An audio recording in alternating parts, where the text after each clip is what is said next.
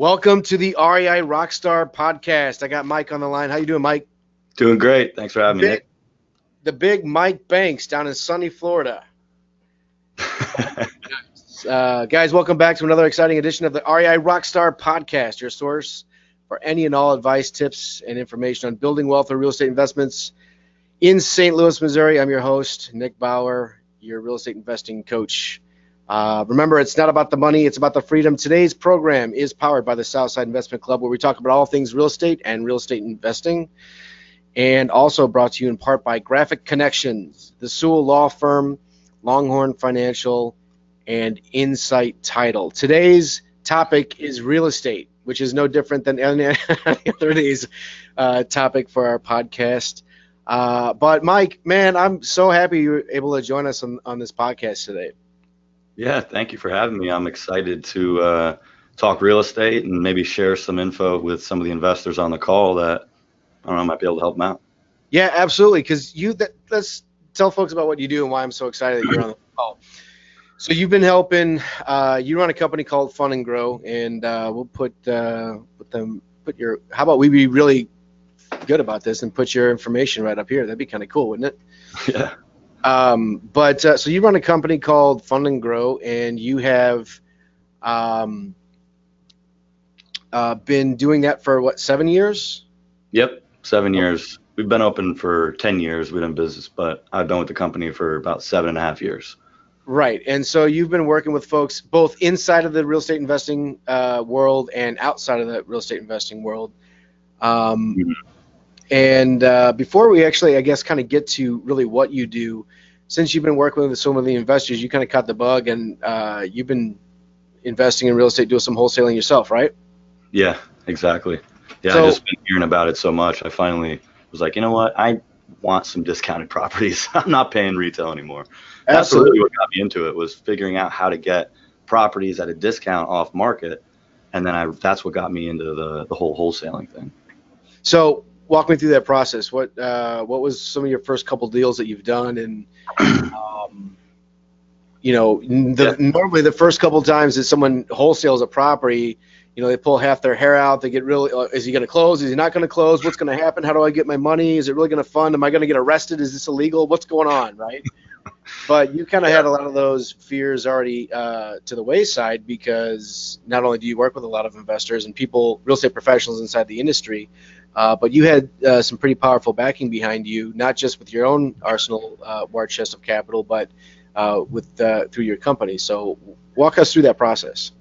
Yeah, well, I just had so many clients that I kept seeing, going through the program, getting access to money, and then buying a property, or doing more deals, wholesaling more deals.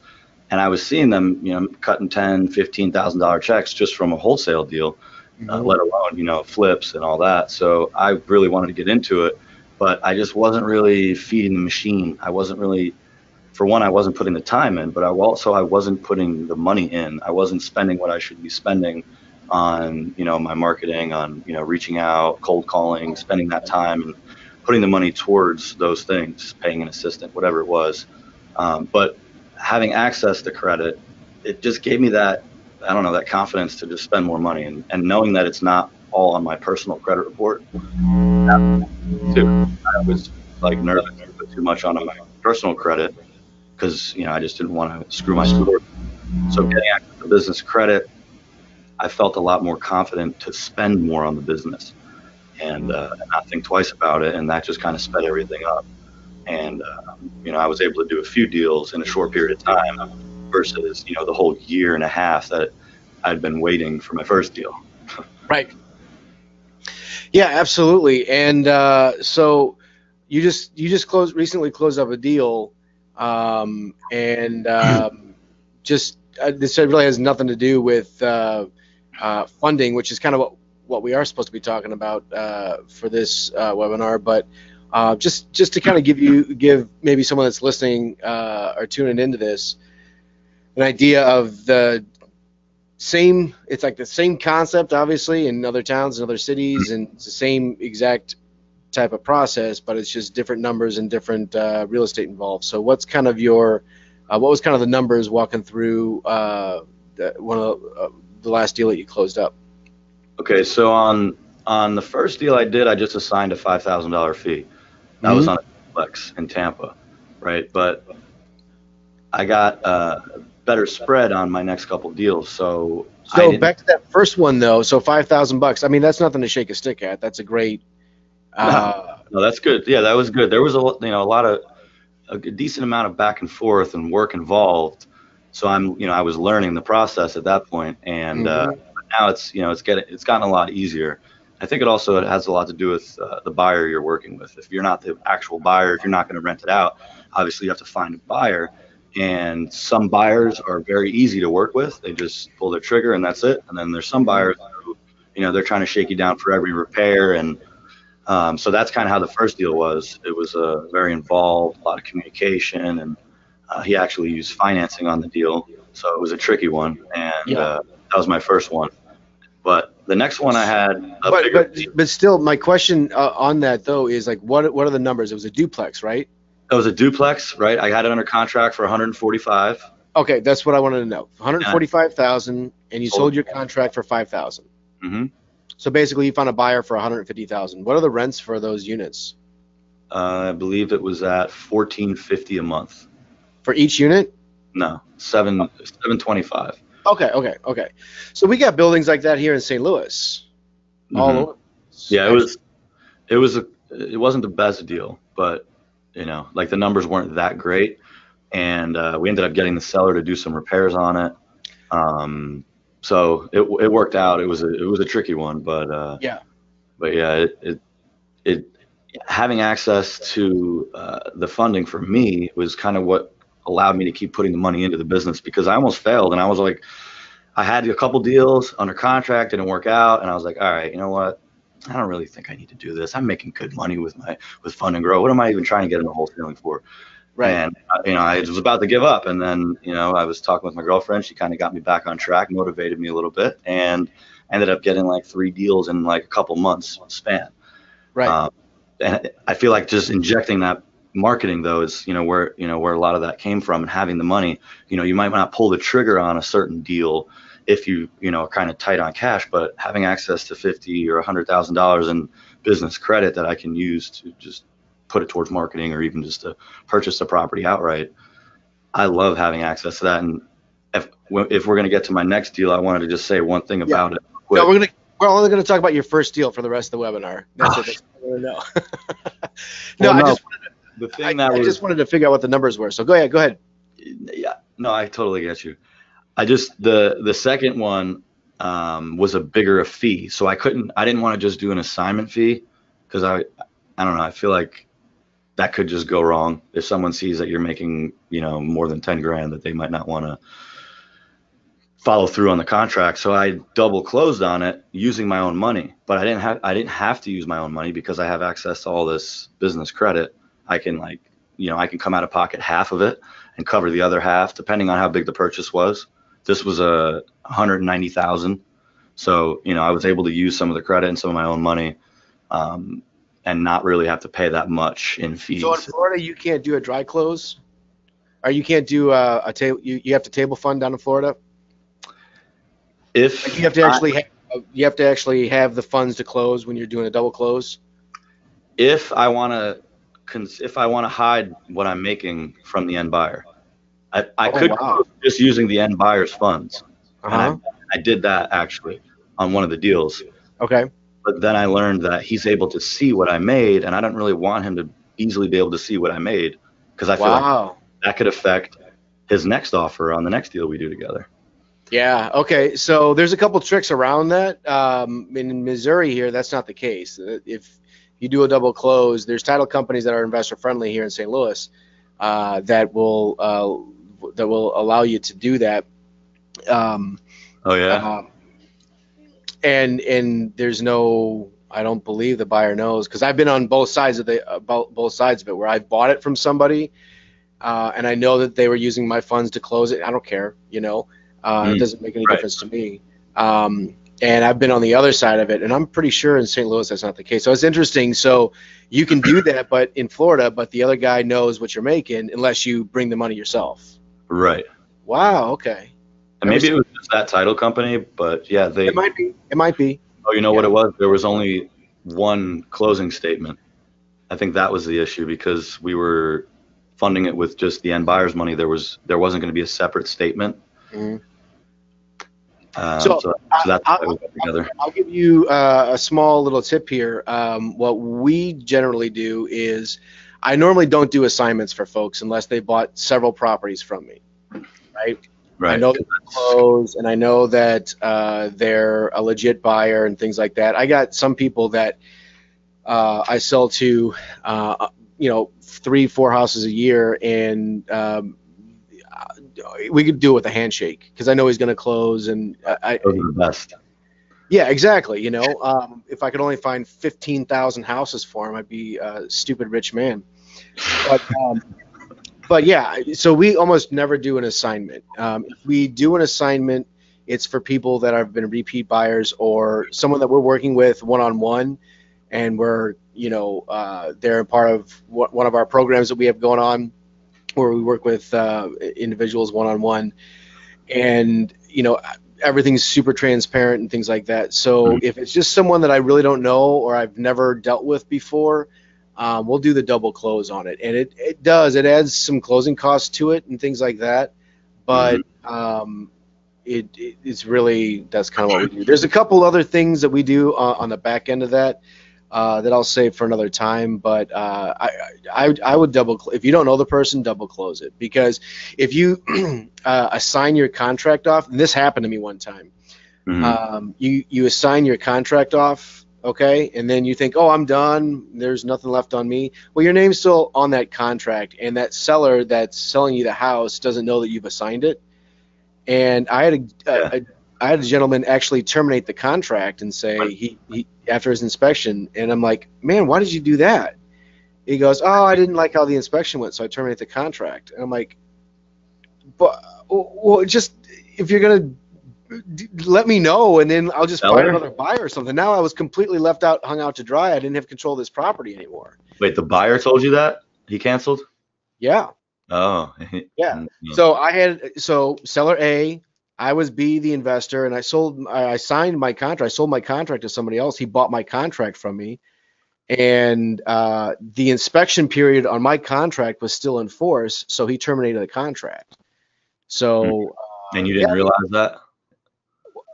no, I did realize it, but that's never Oh. happened to me before. So, but it won't happen again. How big was that assignment fee? It wasn't much. It was a small deal anyway. It was only 3,000, but Still terminated. still, Yeah. Never. still exactly. I think I actually ended up reaching back out to the seller and resurrected the deal, and I think we still did something with it. But the Mhm. point is, um, yeah, I would almost always do a double close. And this every office is different. Every investor is a little bit different. So some people only do assignments, and that's fine. Maybe they've got different language in their assignments or something like that. But I would just double close it, and then at the very end, I was toying about saying, going back and forth whether I should mention this or not. But then a couple days before closing, once all the inspections, all the contingencies are gone, and you're just waiting to close, you're sitting there twiddling thumbs. Then you can reach out to the guy and say, hey, do you want to handle this as an assignment instead of this? It'll save me a couple of bucks in closing costs. And so if you do it that way, then you're acting like you're double closing it up until the very end, and then a couple of days beforehand you do the assignment, and then it's going to allow you to just get the straight cash with no fees, with Mhm. no closing costs or nothing's prorated, and there's no closing Right. costs and title insurance. You don't have to Yeah. pay for title insurance and And it stuff. gives So them less time to dwell on that assignment fee too. If you wait till the end, right? right. Yeah.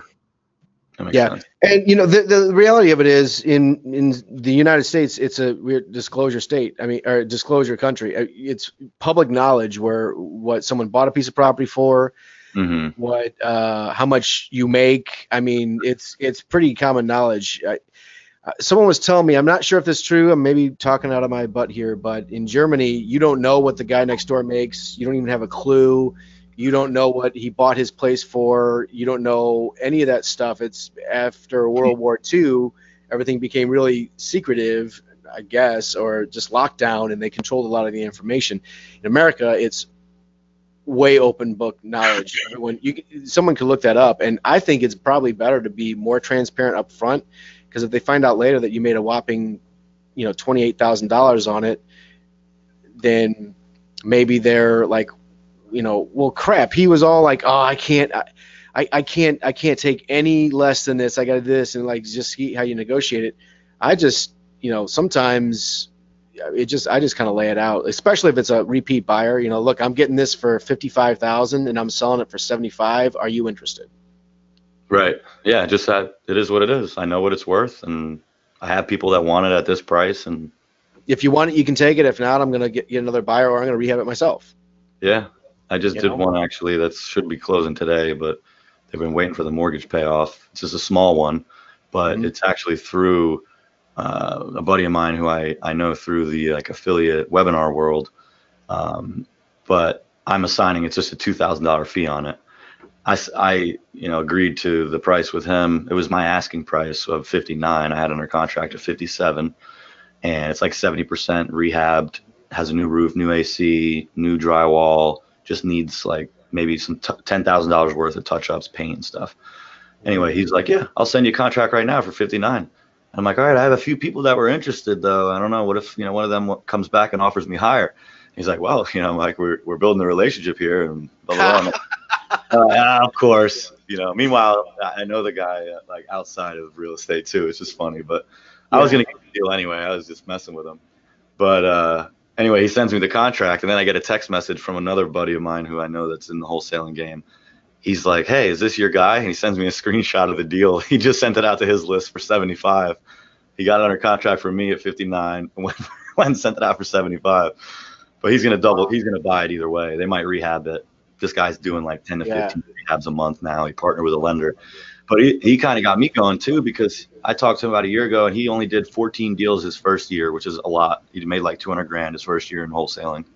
But now they're buying 10 to 15 a month and they're rehabbing, and like he's second year, he's like partnered with some lender and just blown it up. So a lot of opportunity in wholesaling. Yeah, and the other thing with assignments is we have our assignments actually built in that, and maybe we should just rename this the assignment versus double close webinar or podcast. But last thing I'll say about this is our assignments are such where it says, I can't remember the exact language, but the selling the contract and the assignment fee for a total of $60,000. So they won't, when they're signing that, they won't know what the contract is actually written for. The contract is written for $5,000 and the assignment fee is $55,000, or my contract could be written for $55,000 and my assignment fee is $5,000. So yeah, that's how the assignment agreement I use is. It just shows $2,000 assignment fee. Right, and that works. Either way, it's at the end of the day, whether you're assigning it or doing the double close, your name's still on that contract, and you got to understand what you're signing, and you got to understand what you're signing both with the seller and with the buyer, and you got to work with someone who's got a couple bucks behind them that's actually going to close and does business. We sell a lot to first-time buyers, so we actually kind of have to coach some people through. And that's fine. I have no problem coaching someone through like what title company to use, what kind of inspections, and this and that, and on how stuff works. But actual buyers, that you're cash buyers that you're talking about. Mm-hmm. Oh.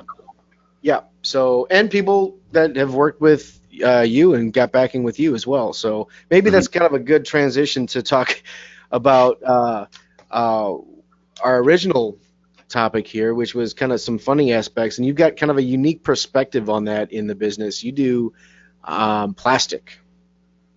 Yeah, exactly. So I can buy a property on a credit card, get out. Yeah, we get that a lot, but you can. There's a company that, I know it sounds weird, but in reality, you get 12 months at zero interest. They don't show up on your personal credit report, and you can send a wire transfer to any vendor to your closing company. So if you're going to buy a house, let's say like a client just bought a rental property through one of my affiliate partners, is like a turnkey rental provider. $60,000, sent it to the closing company. All it costs is 2.75% to send that money from your business credit account to the closing company. And now they've got the cash in escrow, because this company that I'm talking about, it's called plastic.com with a Q on the end. They will charge your card, and they will send a wire transfer, or they will send a check wherever you want. That's what their service is built on, and they're a big company. So that has been like a great avenue for a lot of investors that are either looking for like gap funding, like maybe you need the down payment versus, if you're doing a hard money loan and the loan doesn't cover the whole thing and you got to come out of pocket. Or if you're buying some properties, let's say like you're buying an $80,000, $100,000 deal, you can cover the whole thing with these credit accounts that we set up. And it does sound kind of weird, but in reality, it's great. It's just like having cash, and it costs you, on 100,000, it would cost you what, $2,750 to send that wire transfer. You don't have to deal with a hard money lender. So if you compare the costs, it's actually half of what a hard money loan cost would total for $100,000 for 12 months at about 12% interest with about 2 to 3 points. That's like 15 grand versus, versus this other idea that we're talking about, which is using zero interest business credit accounts and sending a wire transfer from the account to the closing company. That actually ends up being half of what it would cost on a $100,000 hard money loan. If you take into consideration our membership fee for 12 months service, and you add that with the fee that you have to pay to Plastic to send the wire transfer, you're at like $6,000-$7,000 total. Right, and so so Fund and Grow is really your company, not Plastic. But when I said Plastic, I was just like Plastic credit cards. What I was saying, I didn't realize that the mechanism was actually called Plastic to actually do that. Right, that's our partner, exactly. So you help people create business credit for originally just to help fund their business, for marketing, for tools, for things to help grow their business. And over the years, you've developed ways to get cash advances and to get and develop relationships with Plastic that allows people to actually fund deals with their business line of credit. So this isn't personal credit, it's business credit. What's the difference? So business credit doesn't show up on your personal credit report. If you apply correctly and you have an EIN or employer identification number or tax ID for your entity, you use that, and that's where the credit reports, instead of it reporting directly to your social security number and then shows up on your personal. So business credit is all the main banks in the country are offering business credit accounts. The difference is it doesn't show up on your personal credit report, and I think that would be the main difference. Otherwise, so when I go to refinance my own personal house, or if I go to buy a car for my daughter, or if I'm going to go to the RV show this weekend, if I buy an RV, this wouldn't show up on my personal credit and it wouldn't affect my debt to income ratio. That's the biggest perk. Right, exactly. So if you're carrying $100,000 in debt, it's not going to show on your personal report. So if you go and apply for a BMW loan today, that debt won't count against you. Right. So we've actually had, I was actually introduced to you through one of our members years ago who brought this to me, and I'm not trying to be stupid about it, but he brought it to me and I said, I don't think that's for me, thanks. And because it just kind of sounds funny, right? Oh, I'm going to buy a house with a credit card, which it's a little bit more involved than that, but basically that's what he was telling it to me. And I'm like, I don't know, it just kind of sounded a little weird. So then he brought it back to me about a month later and goes, man, this has been fantastic. You really need to check this out. So I looked into it and I said, wow, okay. Yeah, I don't know why I didn't think this would be something viable before. So we shared it with a couple of other of our members, and they went out and no jokes, people were getting $250,000 within 6 months. They built up to $250,000 at 0% for up to 18 to 24 months. And I was just like, oh, this is insane. So we started telling a lot more people about it. With great power comes great responsibility, right? We're not going to go out and buy a boat and sail to the Bahamas for 6 months with this money, right? We're going to use this to fuel our business and to do the things that it's meant to do. This is business credit. But yeah, once we did that and started sharing it with some of our members, we're like, oh my gosh, this is really cool. And so we've been telling people about this kind of for probably about 5 years now. And we've had tons of folks work with you and never heard really a bad thing to say about you guys. You guys did what you said you're going to do. It's been awesome. So I'm sorry it's taken so long to actually kind of get you on our podcast or do something more personal like this. But yeah, I think it's what's that? I said no worries. Yeah. It's interesting to me, the concept, because walk me through your process. Like, walk me through how this really works. Like, I'm thinking about getting some funding together. I got pre-approved with a hard money lender. I got pre-approved with my local bank. I got a couple bucks saved up that I'd like to deploy. I've got, a pretty good funding package together as well. What might be the benefit to maybe picking up the phone and giving you a call and get started? And then once we do that, what does that really look like? Okay, so you call in you'll speak with somebody here about your credit score, your credit history. They'll go over all that with you, and they'll give you a pre-qualification right then and there so that you have an idea of where you're at. So if you're at a 750 with $20,000 card, you're going to be on the higher end. If you're at a 680 with a $2,000 card that's maxed out, then you're going to be in obviously more of a tougher credit situation for us. So we'll let you know right then and there where you're at, what you pre-qualify for, and then from there, if you want to move forward, we'll sign you up as a client. And once you're signed up, you'll get a welcome email, and then you'll be able to log in, fill out your information, and schedule your consultation call. And that's where we're going to go over like all of the nuts and bolts. We're going to go over your credit. We're going to go over the entire credit report with you, correct anything that's inaccurate, anything that's showing up that shouldn't be, past addresses or whatever the case is. We'll go over all that with you on the call, and we'll let you know again what you pre-qualify for in a much more detailed report. So that happens after your client. And then after we've pre-qualified you, we say, all right, you're going to end up with 40 to 50,000 in the first 30 days and up to 200,000 over the next coming months in the 12-month membership.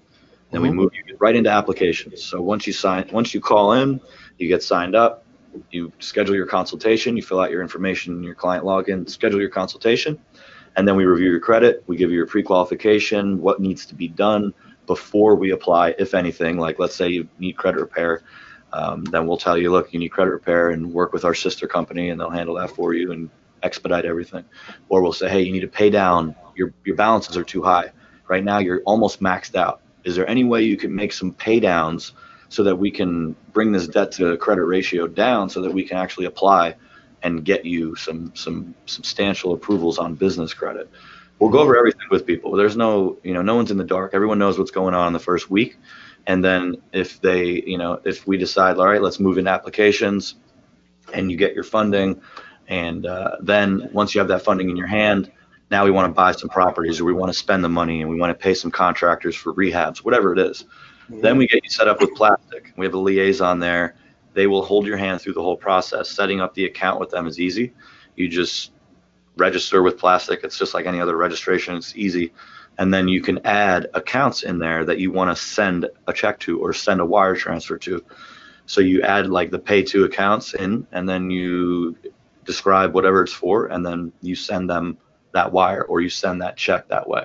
And that is up to you and your business. It's, if you need money for rehabs, if you need money for marketing, or if you're looking for gap funding for down payments, whatever it is, you can achieve pretty much anything using Plastic or just using the card, in the physical form, however you would normally use it. Go straight to Lowe's and pick out all your vanities and cabinets and all that kind of stuff. Yeah, but cash, people need cash. A lot of times, some people need proof of funds. I haven't ran into that, but Yeah, so it just depends on what you want to do with it, but that's the process. You go to I think we're giving out a link for people that like want to call in and see what see how it works and all that stuff. So if you go to that link and you choose your credit score, and then somebody calls you and says, hey, you pre-qualify for 30 to 40,000 right now in the 30-day period, but over the 12 months, we're going to work with you and we're going to apply 3 to 4 times over that 12-month period. So each time we apply, you're going to get an average of like 40 to 80,000, depending on where you're at, obviously. So that's how we build up to the 250,000. So it's not just one and done. We apply in the first 30 days. You get the funding in your hands, on average 40 to 80,000. Some people, I just had a couple, they got 284,000 in their first batch. On the first round. Wow. Yeah, that's not typical, just so everyone knows. But on average, it's like 40 to 80,000 is what each person's able to get. Now, if they've got, like I said, lower scores, you end up in the lower range. But that's the process. It's super easy. You don't have to do the work. You're not like getting on the phone, calling and asking for increases or doing any of the negotiating or submitting applications, anything. All you do is you sign up, you fill out the information that we need. It's nothing crazy. It's like just basic info that we're going to need to apply. And then we move forward and we do all the work for you. And that's what we do. We've been doing it for 10 years. I've been with the company for 7.5 years. We've grown very quickly, and we went from having a few employees in office and a few remote employees. Now we've got 35 employees in office. We outgrew our building. We're on the Inc. 5000 list the last 3 years in a row of America's fastest growing private companies. Tons of reviews online, like over 500 reviews on all of the, Better Business Bureau, Google+, Facebook, YouTube, Yelp. We've got tons of reviews, and we have a good reputation because we care. We actually give a shit, and so we follow up with people. We just, that's how we operate, and it just shows to our reputation. And we also have a 60-day refund period for people because we want everybody to not feel like they just lost all their money. Because it is a lot of money. It's 12-month membership. The normal price is $39.97, but if you go $3,997, but if you go to the link, you're going to get a $500 discount. So, yeah, a good presenter would probably have that up right now. So I'm going to have it up right now. It's fundandgrow.com/SIC funding, and you just put your information in, and someone from your office will be in touch with them, right? Yep. So, okay, why do I need to put my personal Social Security number, or like when I go through the application process, why do I have to put my personal, and I think you know where I'm going with this. My personal, why do I got to put my personal information in if I'm going for business credit? Well, it's still tied to your personal credit, even though it doesn't show up on your personal report. That's why I'm talking so much about credit score and personal scores and all that, because even though it doesn't show up on the personal report, they still are going to look at your personal credit report because it's technically still tied to your personal credit, even though it doesn't report to your personal credit. So that's something that, it's kind of a good thing though, because you're not putting up any actual asset. You're not like going to lose the house if you miss one payment. This is right. It's unsecured. Yeah. This is an unsecured line, basically, unsecured credit. So if you screw it up, if you don't pay on it for over 3 months, there's a 3-month grace period usually with each bank. It does vary, but that's like the average. You're not going to really have a big issue until you get past that point. Then you're going to get some negative remarks popping up on your report.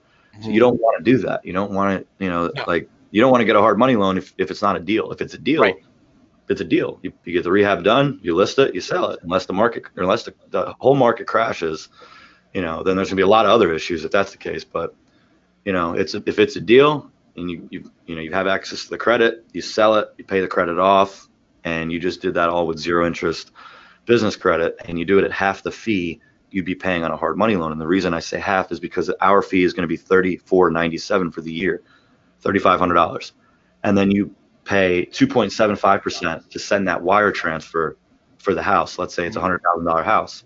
Now that's $2,750 plus the $3,500. You're, right at like what, $6,000, and for hard loan that's like $15,000, for 100,000 for 12 Yeah, months.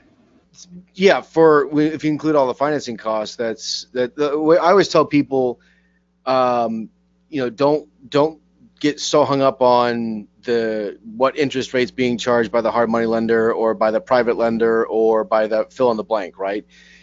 Do all your numbers. Can you still make money on this deal? And if the answer is yes, you should only worry about what you're putting in your pocket, right?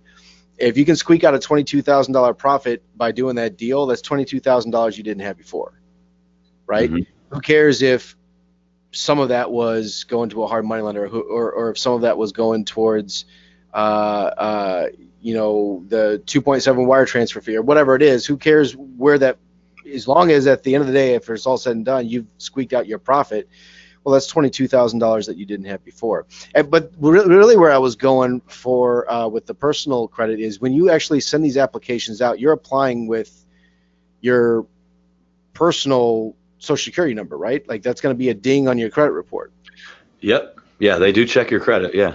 Okay, so and because we've had a couple people say, "Hey, I thought this was business credit. What's going on?" And you correctly explained it and told everything was happening, but that's actually kind of part of your process. Like that's how you do this, and that's how you're able to get the big $40,000-$50,000 on that first round. And then once that's there, you go back to the credit reporting agency and say this was an incorrect inquiry because I was applying for business credit. Yeah, and then about 85% of those inquiries will come off, and they're only 2 points each. So even if we usually It's not a huge hit, right? Yeah, we usually apply 4 to 6 banks, and we do that 3 to 4 times over the 12 months. Mm-hmm. But those are 2 points each compared to $50,000 to $100,000 in credit. It's just the inquiries aren't really something that should stop you from going after credit. Yeah, and you got 750 credit score. Who cares if it's going to go down 10 points? You still get fantastic credit. And like you said, we do show our clients how to remove the inquiries. Yeah. And some clients don't want to do that themselves. We then have our sister company, which is a credit repair company. Mm-hmm. They'll send out the letters and they'll work on getting the inquiries removed for you if you don't want to do it yourself. They just charge like $250 to do it. Yeah. That is part of it. They do look at your credit. They do check your personal credit, and it is tied to your credit. So it's not just like that's how it works, and there's no way around that. If you want access to this type of credit, 0 interest, and it's unsecured, it doesn't show up on your credit report. It's easy to get. It's not like a business loan or a line of credit. Mm-hmm. There isn't like a litany of documentation and all this stuff that needs to happen because it's a credit card. It's a simple application process.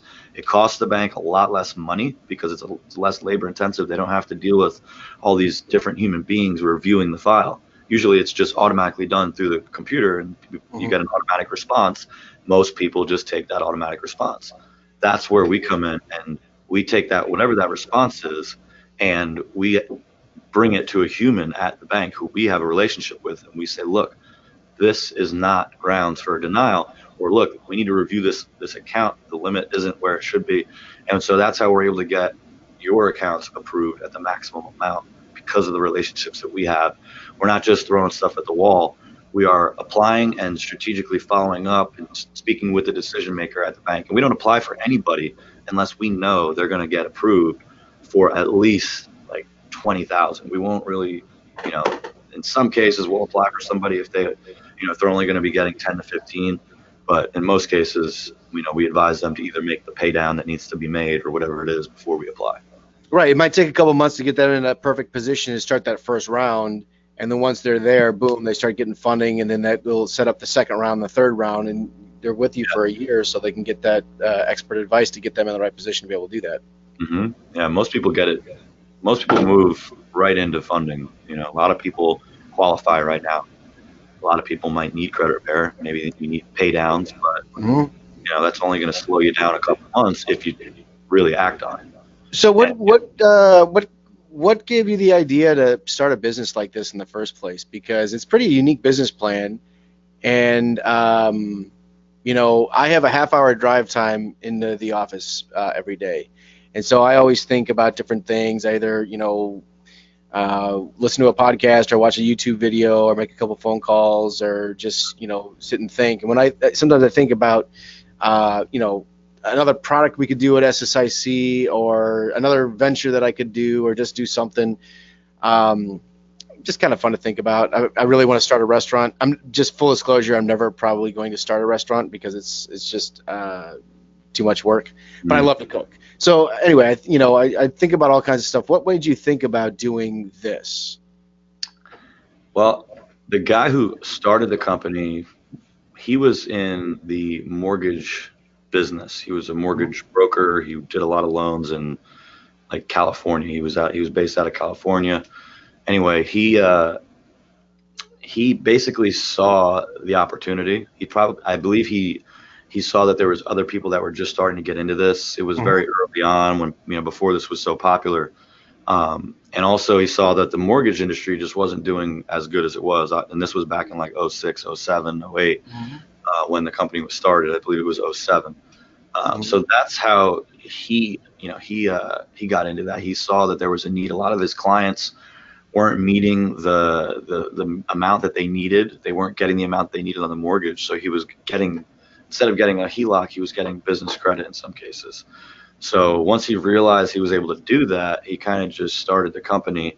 And then a couple years after that, he sold the company to the current owner, who is not me. It's REI Page. I'm just an employee. I don't actually own the company. But that's how he started it. And then REI took over the company. And then, that's kind of how that all went down. Interesting. Yeah, because it's definitely unique, and it's obviously that you're passionate about it, and just the way that you talk about it, and like you like to help people, and it's just interesting. It's But one thing I can say is, as weird or as interesting as it might sound to a lot of people, we actually do get like really good results. Like we did 10 million in new credit that we originated in 1 month last year. On average, we credit 8 to 10 million, but 1 month we hit 10 million in brand new credit we established in 1 month. So we've got a lot of people coming through the program, a ton of investors, especially people that are looking to buy rentals. But wholesalers, flippers, all kinds of note investors, everyone, like even people in the stock market, truck drivers, like tons of people use this program. And it is a unique thing, but it works. It's zero interest. And a lot of these like online business lenders where you can go to and get like a business loan, they're usually like not as helpful to the end user. They're usually like high fees and like daily payments, just weird things like that. This is easy. It's like a 1% minimum monthly payment, and it's pretty easy as far as what you have to provide in order to get it. You don't need $100,000 in income, or you don't need to provide returns and all that stuff, which is cool because it's a credit card application. They're not, it's not like a line of credit or a business loan where you have to provide so much more to get approved. Right. So what happens after the 0% in 12 months goes up? Goes to normal credit card fees, and or do you roll it over to another card at 0%? How do you handle that? So after that zero interest, it's on average it's 12 months. Some are as high as 15 months. We have a personal offer that's a 21-month offer, because we do, in some cases, we do get people personal credit. Like if they have no personal credit, then they need personal credit first before we get business credit. Anyway, so after zero interest, it's average is like 12 months. After that, the average rate that we see is right at about 12%. And now, the cool thing is that you work with us for 12 months, and we apply 3 to 4 times over that 12-month period. So let's say we have 3 times, we'll apply towards the end of the 12 months of the membership, and we'll apply and get you new accounts at zero interest. So you'll have another, let's say, 12 months from now. So you're looking at closer to a total of 24 months total time. But in order to keep that balance at zero interest, obviously you're going to have to move the balance onto the new account. In some cases, you can merge accounts. Like if we apply to a Bank of America in month 1, and then we go back to a Bank of America at the end of the year because they have 2 different offers. And some banks do have 2 different offers, so we can merge that account. But if we can't merge the account, you just move the balance over. It's not, that's a pretty simple thing. But the idea is to just continue to grow the total amount that you've got, and continue to do it as long as possible. We have clients that sign up with us for 2 or 3 years in a row. Some clients will sign up for a year, and we won't see them again for a couple of years, and they'll sign up again and build up more. So in some cases we can close old accounts, go after a new one. There's a lot of different strategies that we can do, but yeah. Let's go buy some real estate, man. Right? I know. I'm ready. So, yeah. How much money have you gotten for clients? Like, what's the most after 1 year that you've gotten for somebody? The most for one person? Yeah, off the top of your head? I know we've got one guy 335,000, but I know we've gotten partners over 500,000 because if they bring in a like husband and wife or business partners, we've done those at well over 500. But I was just talking earlier about that client who on their first round got 280,000 husband and wife. That's going to be a big one. That one might be like closer to 700,000 after the 12 months, but we'll see. Wow, that's pretty cool. Mm-hmm. I have a wall of shame item, and I didn't tell you what the wall of shame is, but a wall of shame item is in our office. I actually, truth be told, don't even have it on a wall. I need to get some shelves up and actually make it a wall of shame. It's just various decorations around the office or places, and I have. Next week is going to be a funny one. You would have to have watched this one for it to be funny. But I've got a letter opener that I've gotten at a house, and some of these places I need to put labels on them because I cannot remember the house that I got this at. But it's just a letter opener. It looks like a little dagger. It might be a little like sword from. What's the Hobbit, I guess, it might be a little Hobbit sword, like a +1 healing sword or something. I don't know. But I use it as a letter opener, and I'm kind of, you really can't tell, but I like to have, if the camera was looking this way, my desk is pretty much a mess. But when I get a letter, I don't like to use your thumb to open it up because it makes it all crazy. I'll just take the letter and open it that way, and it's a little bit neater. This was a piece of paper; it wasn't a letter. Normally, it opens up real nice. Right. But it's this cool little thing, and I've had this for years. It's in my desk right here. Every time I get a letter, I get this out. And before I got this, I was using this, which is a company that I started back in 2005 that I lost a ton of money on. And I use this every day when I got letters because I would remind myself, not making that mistake again, because I learned some pretty valuable business lessons from when you lose a lot of money on a business. Mm-hmm. I think in the grand scheme of things, it wasn't millions of dollars, but I think I started a company, spent $50,000. My total sales were $3,000. And I gave up. I'm like, this is not a good business. The franchise? No, it was just a first sale by owner marketing company that I started. And we sold marketing packages to people who are trying to sell their houses by themselves. And it just failed miserably. It was kind of a well thought out business and a good plan. I just ran out of money to market it, and you needed money to market this concept. It wasn't something that people just type in, sell my house by myself, and then, I'm going to make a ton of money. You need to market it. And I didn't understand in 2005 what it meant to run a business, to start a business, to fund a business, to market a business. I just didn't understand that stuff. Mm-hmm. And I learned a couple other business lessons too. But I would use this in because I had a whole bunch of swag, made up for that company. I would use this, and as soon as I got this, I'm like, I'm replacing it. I learned my lesson. I've used that, and now I've got this letter opener. And this is a cool wall of shame item. I don't remember what house that I got this from, but I guess if someone were to come in the office and I could use it to self-defense as well, I could probably shave with it. I don't know. I'm not Well, shaving my beard though, so. I guess it was time to replace the old one. You got sick of thinking about that business, huh? Exactly. It was time to move on. So, in fact, I actually realized why that paper got messed up. There's a sharp edge and not sharp edge. I used the wrong one. But so this is my wall of shame item for this podcast. It's just a little knife. It's a hobbit sword or a letter opener, and that's what I use it for. It might. I don't know. It might be some rare collectible that's worth a couple $1,000. I doubt it, because. But do you have a cool letter opener like this? I unfortunately do not, but I don't So get too many letters here.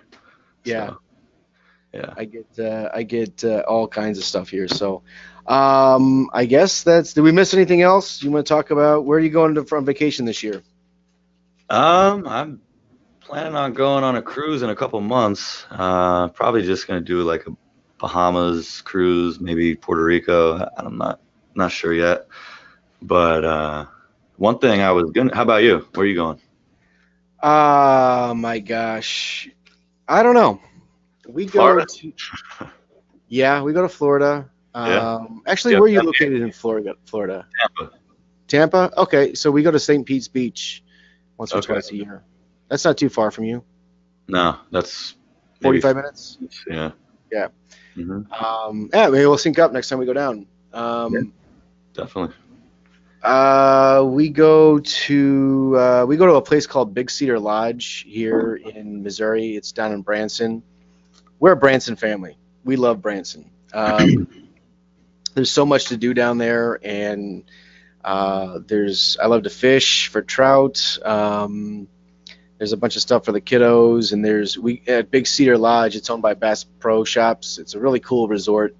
And the campus is huge, and you could spend all week on the campus. They got shuttles that take you all around to restaurants and swimming pools and outdoor activities and stuff. It's pretty neat.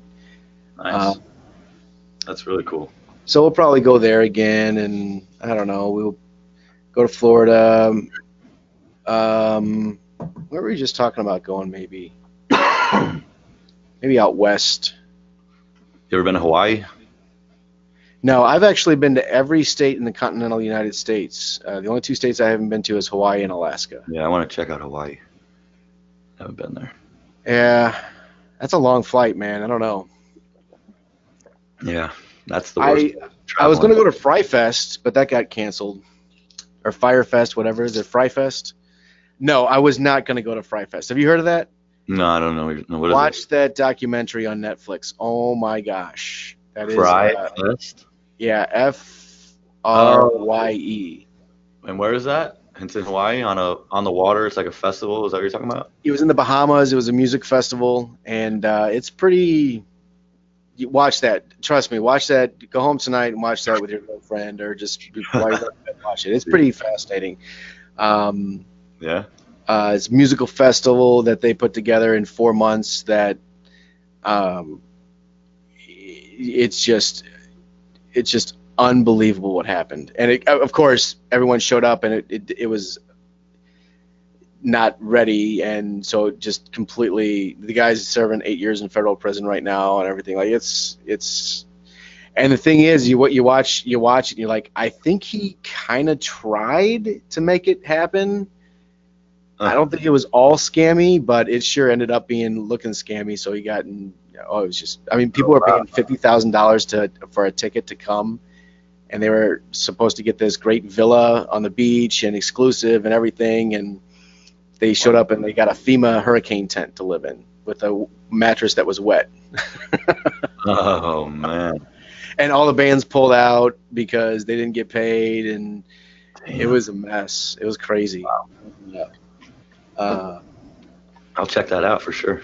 Yeah, so I was not going to just for the record, I was not going to go there. But yeah, check that out. So I don't know. I think we are going to the RV show this weekend. We've been going for the last 5 or 6 years just because it's kind of fun and it's always cold that weekend, and so it's just something to do. Get the kids out of the house, and I really want to buy a school bus and convert it over to an RV, be a schoolie. Yeah. But That's a lot of work, and I don't know if that's really going to happen. But maybe I'll get some ideas at the RV show. So, and then if we get one, then we'll go out west and do something. So we always take trips for like kayaking trips on the weekends and hunting trips and fishing trips. So I'm sure we're going to go a lot of places this year. But Hawaii, let me know if you go. I will. Isn't it called Kauai after you've been there or something? I don't know. I don't know. Maybe someone could put in the comments that something like after you've been there, you have to call it something else, or maybe before you've been there, you have to call it something else. I don't know. Mm. Well, if I make it there this year, I'll let you know. Cool, man. Yeah. Anything else we didn't mention that you're going to be kicking yourself that we didn't mention it? No, I don't think so. I think we pretty much covered, a good amount. If anyone wants to learn more, though, they should definitely go and fill out that form at fundandgrow.com/SSIC funding, right? Right up here. Yeah, absolutely. Yeah, fundandgrow.com/SSIC funding. And you'll be reaching out to them with some information. I really appreciate you taking the time to be on our podcast here today, man. And good luck with wholesaling. I mean, you kind of got this bug. And you're like, yeah, this is fun. This is challenging. And Yeah. but the cool thing is man, I meant to say this when you were talking about it. When you did your first couple deals, the first couple of them were falling apart. Like, man, do I really want to do this? It's, blah, blah, blah. Yep. And you have to kind of get re-energized and refocused back up. It can be done. But the most important thing that you said, besides all the other stuff that you do to help investors, is you didn't give up. You didn't stop. You said, no, I'm going to do this. And you figured it out. And that shows volumes about what kind of person you are, because a lot of times people get their first couple deals and they manufactured a deal just to get their first deal together, and it just kind of fell apart due to inspections or something or whatever. And you kind of get bummed out and blah, blah, blah, blah. But then you make that $5,000 assignment fee, and then the next one was $2,000, and then the next one might be $15,000. You're like, holy crap, this is actually a simple process. It's just not that easy. You got to figure it out. Yeah. There's work involved, but there's a lot of opportunity out there for people. I had a couple deals under contract. One turned out to be a sinkhole property that he couldn't provide the sinkhole documentation he told me he was able to provide. Another one had under contract, and they told me that they're actually working with a real estate agent. I didn't realize that.